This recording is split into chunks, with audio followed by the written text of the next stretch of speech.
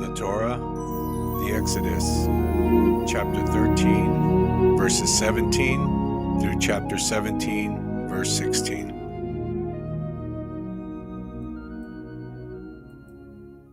Now it happened that when Pharaoh had let the people go, God did not guide them by the way of the land of the Philistines, even though it was near, for God said, "Lest the people change their minds when they see war, and return to Egypt." Hence God turned the people to the way of the wilderness to the Red Sea, and the sons of Israel went up in battle array from the land of Egypt. And Moses took the bones of Joseph with him, for he had made the sons of Israel solemnly swear, saying, "God will surely take care of you, and you shall bring up my bones from here with you." Then they set out from Succoth and camped in Etham on the edge of the wilderness. And Yahweh was going before them in a pillar of cloud by day to guide them on the way, and in a pillar of fire by night to give them light, that they might go by day and by night. He did not take away the pillar of cloud by day, nor the pillar of fire by night, from before the people.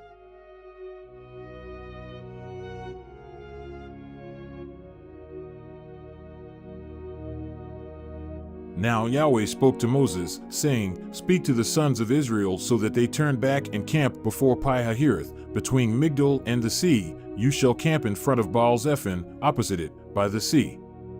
And Pharaoh will say of the sons of Israel, they are wandering in confusion in the land, the wilderness has shut them in.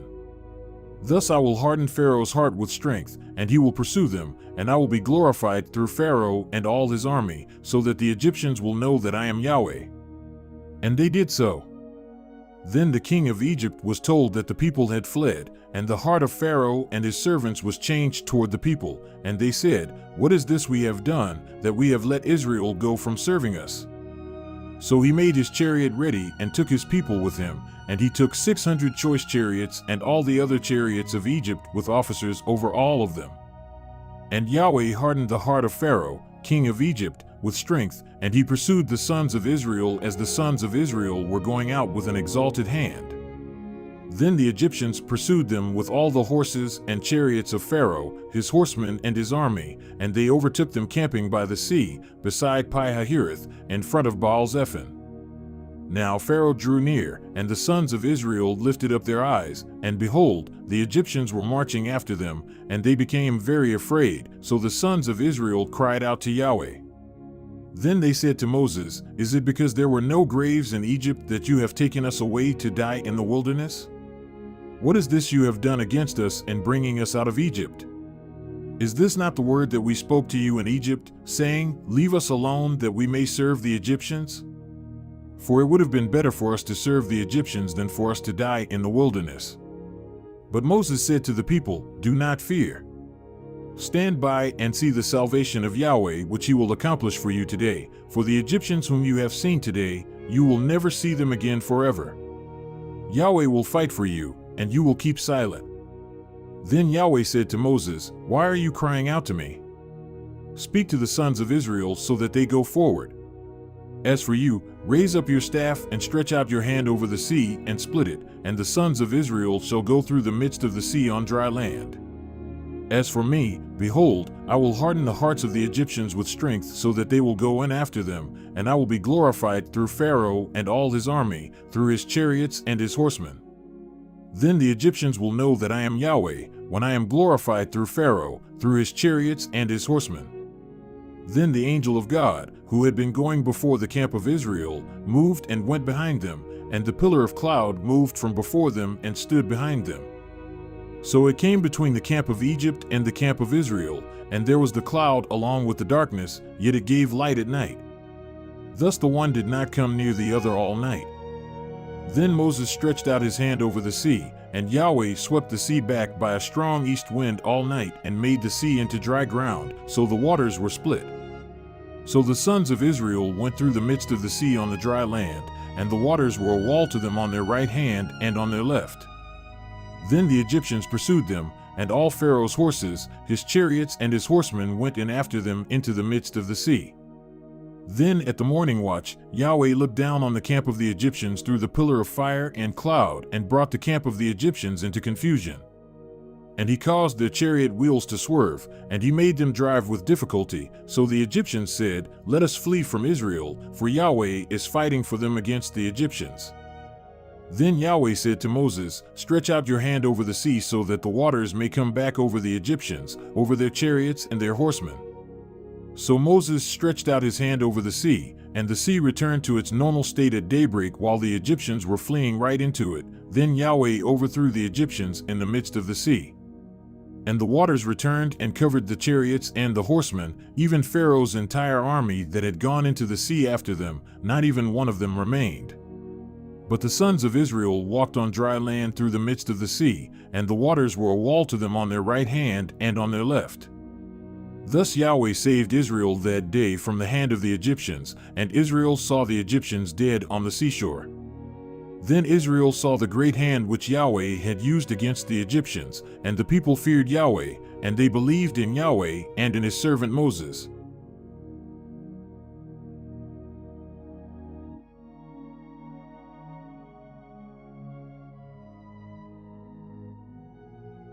Then Moses and the sons of Israel sang this song to Yahweh and said, "I will sing to Yahweh, for he is highly exalted, the horse and its rider he has hurled into the sea. Yah is my strength and song, and he has become my salvation. This is my God, and I will praise him, my father's God, and I will extol him. Yahweh is a warrior, Yahweh is his name. Pharaoh's chariots and his army he has cast into the sea, and the choicest of his officers are sunk in the Red Sea. The deeps cover them, they went down into the depths like a stone. Your right hand, O Yahweh, is majestic in power, your right hand, O Yahweh, shatters the enemy.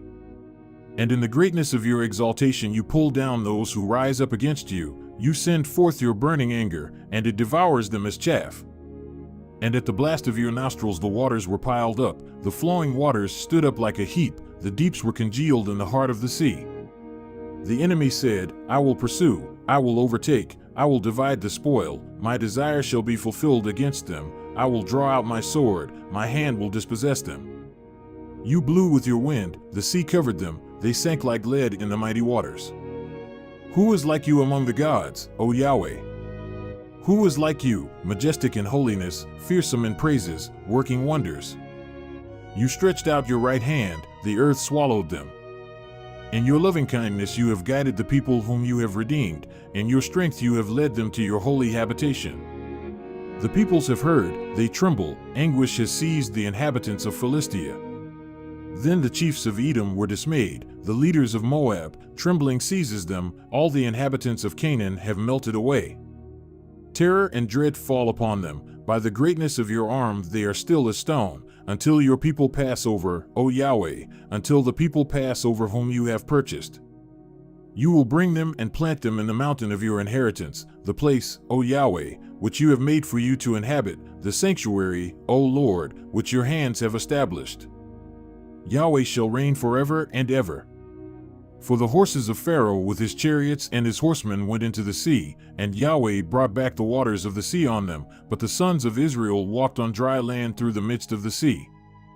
And Miriam the prophetess, Aaron's sister, took the tambourine in her hand, and all the women went out after her with tambourines and with dancing.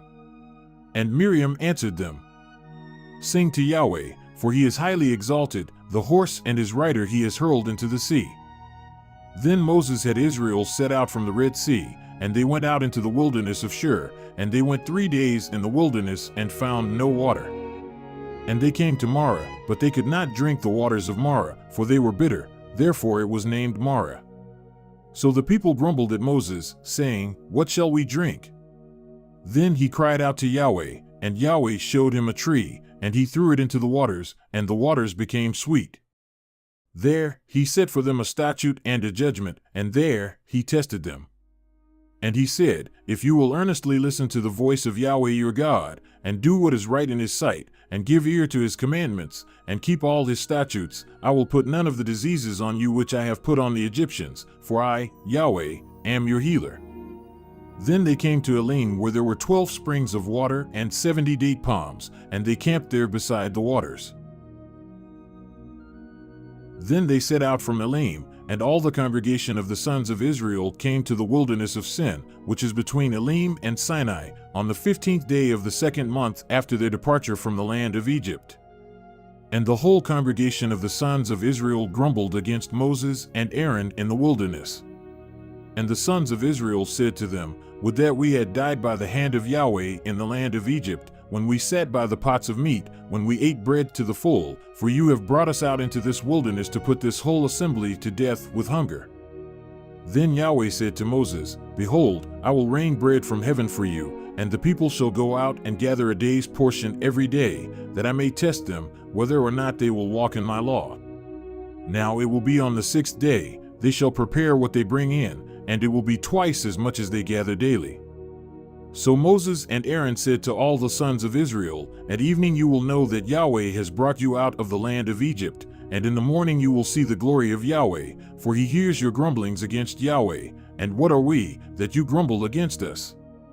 And Moses said, This will happen when Yahweh gives you meat to eat in the evening and bread to the full in the morning, for Yahweh hears your grumblings which you grumble against him. And what are we? Your grumblings are not against us, but against Yahweh. Then Moses said to Aaron, Say to all the congregation of the sons of Israel, Come near before Yahweh, for he has heard your grumblings. Now it happened as Aaron spoke to the whole congregation of the sons of Israel, that they turned toward the wilderness, and behold, the glory of Yahweh appeared in the cloud. And Yahweh spoke to Moses, saying, I have heard the grumblings of the sons of Israel. Speak to them, saying, At twilight you shall eat meat, and in the morning you shall be filled with bread, so that you shall know that I am Yahweh your God. So it happened at evening that the quails came up and covered the camp, and in the morning there was a layer of dew around the camp. Then the layer of dew evaporated, and behold, on the surface of the wilderness there was a fine flake-like thing, fine as the frost on the ground. And the sons of Israel saw it and said to one another, What is it? For they did not know what it was. And Moses said to them, It is the bread which Yahweh has given you to eat. This is what Yahweh has commanded, gather of it, every man as much as he should eat. You shall take an omer apiece according to the number of persons each of you has in his tent. And the sons of Israel did so, some gathered much and some little. And they measured it with an omer, and he who had gathered much had no excess, and he who had gathered little had no lack, every man gathered as much as he should eat. And Moses said to them, Let no man leave any of it until morning. But they did not listen to Moses, and some left part of it until morning, and it bred worms and became foul, and Moses was angry with them. So they gathered it morning by morning, every man as much as he should eat, but the sun would grow hot, and it would melt. Now it happened that on the 6th day they gathered twice as much bread, 2 omers for each one. Then all the leaders of the congregation came and told Moses. And he said to them, This is what Yahweh has spoken. Tomorrow is a Sabbath observance, a holy Sabbath to Yahweh. Bake what you will bake and boil what you will boil, and all that is in excess put aside to be kept until morning. So they put it aside until morning, as Moses had commanded, and it did not become foul, nor was there any worm in it. And Moses said, Eat it today, for today is a Sabbath to Yahweh. Today you will not find it in the field. 6 days you shall gather it, but on the 7th day, the Sabbath, there will be none. Now it happened on the 7th day, that some of the people went out to gather, but they found none. Then Yahweh said to Moses, How long do you refuse to keep my commandments and my laws? See, Yahweh has given you the Sabbath, therefore he gives you bread for 2 days on the 6th day. Remain every man in his place, let no man go out of his place on the 7th day. So the people rested on the 7th day. And the house of Israel named it manna, and it was like coriander seed, white, and its taste was like wafers with honey. Then Moses said, This is what Yahweh has commanded, let an omerful of it be kept throughout your generations, that they may see the bread that I fed you in the wilderness, when I brought you out of the land of Egypt. And Moses said to Aaron, Take a jar and put an omerful of manna in it, and place it before Yahweh to be kept throughout your generations. As Yahweh commanded Moses, so Aaron placed it before the testimony to be kept. And the sons of Israel ate the manna 40 years, until they came to an inhabited land. They ate the manna until they came to the border of the land of Canaan. Now an omer is 1/10 of an ephah. Then all the congregation of the sons of Israel journeyed by stages from the wilderness of Sin, according to the command of Yahweh, and they camped at Rephidim, and there was no water for the people to drink. Therefore the people contended with Moses and said, "Give us water that we may drink." And Moses said to them, "Why do you contend with me? Why do you test Yahweh?" But the people thirsted there for water, and they grumbled against Moses and said, "Why now have you brought us up from Egypt to put us and our children and our livestock to death with thirst?" So Moses cried out to Yahweh, saying, "What shall I do to this people? A little more and they will stone me." Then Yahweh said to Moses, "Pass before the people and take with you some of the elders of Israel, and take in your hand your staff with which you struck the Nile, and go. Behold, I will stand before you there on the rock at Horeb, and you shall strike the rock, and water will come out of it, that the people may drink." And Moses did so in the sight of the elders of Israel. So he named the place Massah and Meribah because of the contending of the sons of Israel, and because they tested Yahweh, saying, "Is Yahweh among us or not?" Then Amalek came and fought against Israel at Rephidim. So Moses said to Joshua, "Choose men for us and go out, fight against Amalek. Tomorrow I will take my stand on the top of the hill with the staff of God in my hand." And Joshua did as Moses told him, to fight against Amalek, and Moses, Aaron, and Hur went up to the top of the hill. So it happened when Moses raised his hand up, that Israel prevailed, and when he let his hand down, Amalek prevailed. But Moses' hands were heavy. Then they took a stone and put it under him, and he sat on it, and Aaron and Hur supported his hands, one on one side and one on the other. Thus his hands were steady until the sun set. So Joshua overwhelmed Amalek and his people with the edge of the sword. Then Yahweh said to Moses, "Write this in a book as a memorial and recite it in Joshua's hearing, that I will utterly blot out the memory of Amalek from under heaven." And Moses built an altar and named it "Yahweh is my banner." And he said, "Because he has sworn with a hand upon the throne of Yahweh will have war against Amalek from generation to generation." From the HAFTORAH portion, which is the prophets, we have the book of Judges, chapter 4, verse 4, through chapter 5, verse 31. Now Deborah, a prophetess, the wife of Lapidoth, was judging Israel at that time, and she used to sit under the palm tree of Deborah between Ramah and Bethel in the hill country of Ephraim. And the sons of Israel came up to her for judgment. Then she sent and summoned Barak, the son of Abinoam, from Kadesh Naphtali, and said to him, "Has not Yahweh, the God of Israel, commanded, Go and march to Mount Tabor, and take with you 10,000 men from the sons of Naphtali and from the sons of Zebulun? And I will draw out to you Sisera, the commander of Jabin's army, with his chariots and his many troops, to the river Kishon, and I will give him into your hand." Then Barak said to her, "If you will go with me, then I will go. But if you will not go with me, I will not go." So she said, "I will surely go with you. Nevertheless, the honor shall not be yours on the journey that you are about to take. For Yahweh will sell Sisera into the hand of a woman." Then Deborah arose and went with Barak to Kadesh. Then Barak called Zebulun and Naphtali together to Kadesh, and 10,000 men went up with him. Deborah also went up with him. Now Heber the Kenite had separated himself from the Kenites, from the sons of Hobab the father-in-law of Moses, and had pitched his tent as far away as the oak in Zaanannim, which is near Kadesh. Then they told Sisera that Barak the son of Abinoam had gone up to Mount Tabor. So Sisera called together all his chariots, 900 iron chariots, and all the people who were with him, from Harosheth Hagoyim to the river Kishon. And Deborah said to Barak, "Arise, for this is the day in which Yahweh has given Sisera into your hand. Has not Yahweh gone out before you?" So Barak went down from Mount Tabor with 10,000 men following him. And Yahweh threw Sisera and all his chariots and all his camp into confusion with the edge of the sword before Barak. And Sisera came down from his chariot and fled away on foot.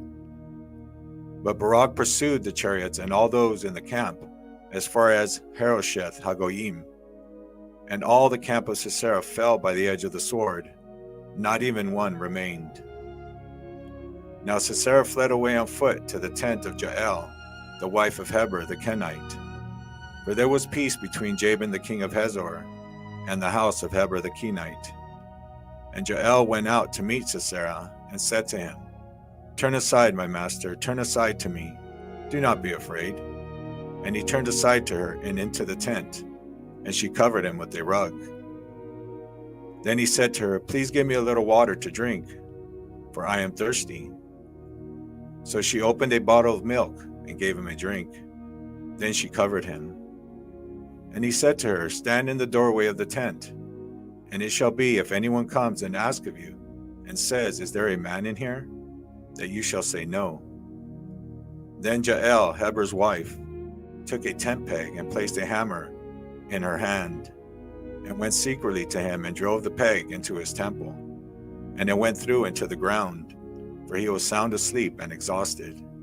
So he died. Now behold, Barak was pursuing Sisera, and Jael came out to meet him and said to him, "Come, and I will show you the man whom you are seeking." And he entered with her, and behold, Sisera was lying dead, with the tent peg in his temple. So God subdued on that day Jabin the king of Canaan before the sons of Israel. And the hand of the sons of Israel went forth heavier and heavier against Jabin the king of Canaan, until they had cut off Jabin the king of Canaan.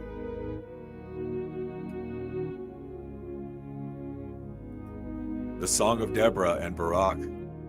Then Deborah and Barak the son of Abinoam sang on that day, saying, when the leaders led in Israel, when the people volunteered, "Bless Yahweh. Hear, O kings, give ear, O rulers. As for me, to Yahweh I will sing. I will sing praise to Yahweh, the God of Israel. O Yahweh, when you went out from Seir, when you marched from the field of Edom, the earth quaked, the heavens also dripped, even the clouds dripped water. The mountains flowed at the presence of Yahweh, this Sinai at the presence of Yahweh, the God of Israel. In the days of Shemgar, the son of Anath, in the days of Jael, the pass has ceased. So travelers went by round about pass. The peasantry ceased, they ceased in Israel, until I, Deborah, arose, until I arose, a mother in Israel. God chose new leaders, then war was in the gates. Not a shield or a spear was seen among 40,000 in Israel. My heart goes out to the commanders of Israel, the volunteers among the people. Bless Yahweh, you who ride on white donkeys, you who sit on rich carpets, and you who travel on the road, muse aloud at the sound of those who divide flocks among the watering places. There they shall commemorate the righteous deeds of Yahweh, the righteous deeds for his peasantry in Israel. Then the people of Yahweh went down to the gates. Awake, awake, Deborah. Awake, awake, utter a song. Arise, Barak, and take away your captives, O son of Abinoam. Then survivors came down to the mighty ones. The people of Yahweh came down to me as warriors. From Ephraim, those whose root is in Amalek came down. Following you, Benjamin, with your peoples. From Machir, commanders came down. And from Zebulun, those who wield the staff of a scribe. And the princes of Issachar were with Deborah. As was Issachar, so was Barak. Into the valley they rushed at his heels, among the divisions of Reuben. There was great persistence of the heart. Why did you sit among the sheepfolds, to hear the whistling for the flocks? Among the divisions of Reuben, there were great probings of the heart. Gilead dwelt across the Jordan. And why did Dan stay in ships? Asher sat at the seashore, and dwelt by its landings. Zebulun was a people who despised their lives even to death, and Naphtali also, on the high places of the field. The kings came and fought, then fought the kings of Canaan. At Tanakh, near the waters of Megiddo, they took no gain of silver. The stars fought from heaven, From their courses they fought against Sisera. The river of Kishon swept them away, the ancient river, the river Kishon. O my soul, march on with strength. Then the horse's hooves beat from the dashing of his valiant steeds. Curse Meroz, says the angel of Yahweh. Utterly curse its inhabitants, because they did not come to the help of Yahweh, against the warriors. Most blessed of women is Jael, the wife of Heber the Kenite. Most blessed is she of women in the tent. He asked for water, and she gave him milk. In a mighty bowl she brought him curds. She sent forth her hand for the tent peg, and her right hand for the workman's hammer. Then she beat Sisera, she smashed his head, and she crushed and pierced his temple. Between her feet he bowed, he fell, he lay. Between her feet he bowed, he fell. Where he bowed, there he fell violently, devastated. Out of the window she looked and lamented, the mother of Sisera through the lattice. Why does his chariot delay in coming? Why do the hoofbeats of his chariots tarry? Her wise princesses would answer her. Indeed, she repeats her words to herself. Are they not finding? Are they not dividing the spoil? A maiden, 2 maidens for every mighty man. To Sisera a spoil of dyed work, embroidered, dyed work of double embroidery on the neck of the spoil. Thus let all your enemies perish, O Yahweh, but let those who love him be like the rising of the sun in its might. And the land was quiet for 40 years.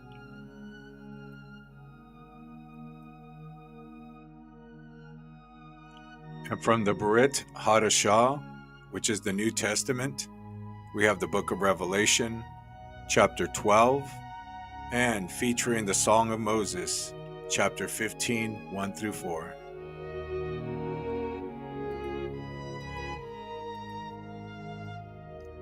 A great sign was seen in heaven, a woman clothed with the sun, and the moon under her feet, and on her head a crown of 12 stars.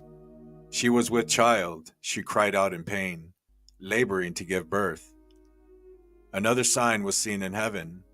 Behold, a great red dragon, having 7 heads and 10 horns, and on his heads 7 crowns. His tail drew 1/3 of the stars of the sky, and threw them to the earth. The dragon stood before the woman who was about to give birth, so that when she gave birth he might devour her child. She gave birth to a son, a male child, who is to rule all the nations with a rod of iron. Her child was caught up to God and to his throne. The woman fled into the wilderness, where she had a place prepared by God, that there they may nourish her 1,260 days. There was war in the sky. Michael and his angels made war on the dragon. The dragon and his angels made war. They didn't prevail. No place was found for them any more in heaven. The great dragon was thrown down, the old serpent. He was called the devil and Satan, the deceiver of the whole world. He was thrown down to the earth, and his angels were thrown down with him. I heard a loud voice in heaven saying, Now the salvation, the power, and the kingdom of our God, and the authority of his Messiah has come. For the accuser of our brothers has been thrown down, who accuses them before our God day and night. They overcame him because of the Lamb's blood, and because of the word of their testimony. They didn't love their life even to death. Therefore rejoice, heavens, and you who dwell in them. Woe to the earth and to the sea, because the devil has gone down to you, having great wrath, knowing that he has but a short time. When the dragon saw that he was thrown down to the earth, he persecuted the woman who gave birth to the male child. 2 wings of the great eagle were given to the woman, that she might fly into the wilderness to her place, so that she might be nourished for a time, times, and a half a time from the face of the serpent. The serpent spewed water out of his mouth after the woman like a river, that he might cause her to be carried away by the stream. The earth helped the woman, and the earth opened its mouth and swallowed up the river, which the dragon spewed out of his mouth. The dragon grew angry with the woman and went away to make war with the rest of her offspring, those who keep God's commandments and hold to Yeshua's testimony.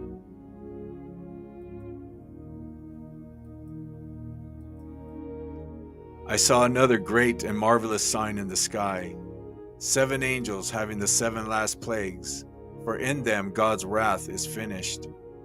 I saw something like a sea of glass mixed with fire, and those who overcame the beast, his image, and the number of his name, standing on the sea of glass, having harps of God.